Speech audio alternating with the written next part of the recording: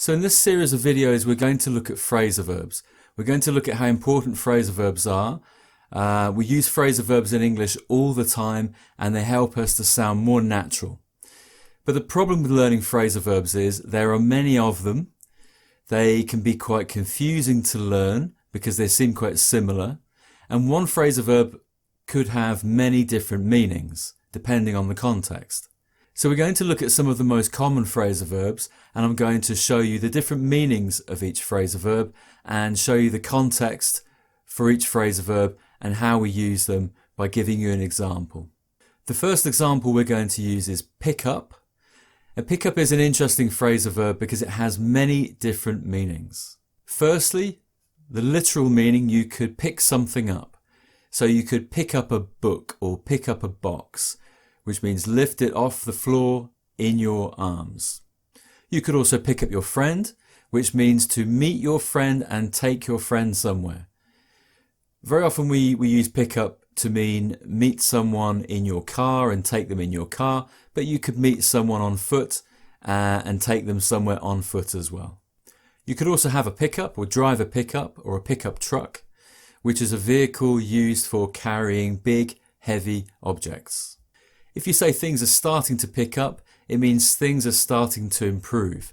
So if you say that business is starting to pick up, it means your business is going well and you're making more money.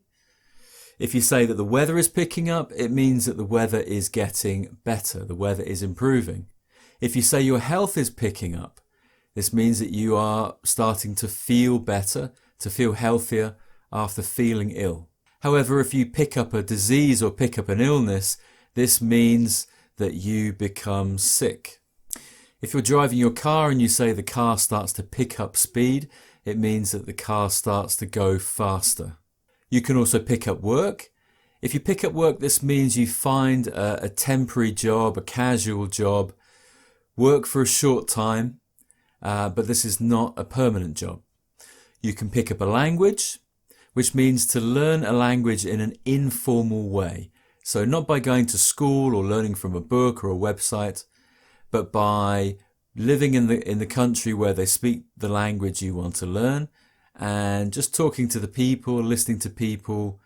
This is how you pick up a language. You could also pick someone up in a bar. This means that you go to a bar to meet someone that you find attractive, you find sexually attractive. Normally, if you pick someone up, it means with the intention of having sex with that person. Someone who is very good at this or someone who does this a lot is known as a pick-up artist. This normally tends to be men. If you're talking to someone and your conversation is interrupted, you could say, let's pick up the conversation later.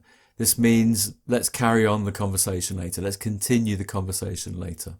If the police pick someone up, this means to arrest someone because the police believe that person has committed a crime. If you go shopping and you find something for a very good price, you could say, I picked it up for a bargain.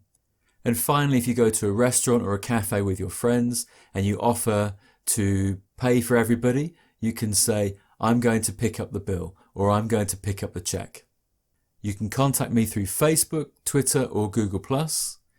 Don't forget to subscribe to my YouTube channel and go to anglopod.com to learn more real-life English.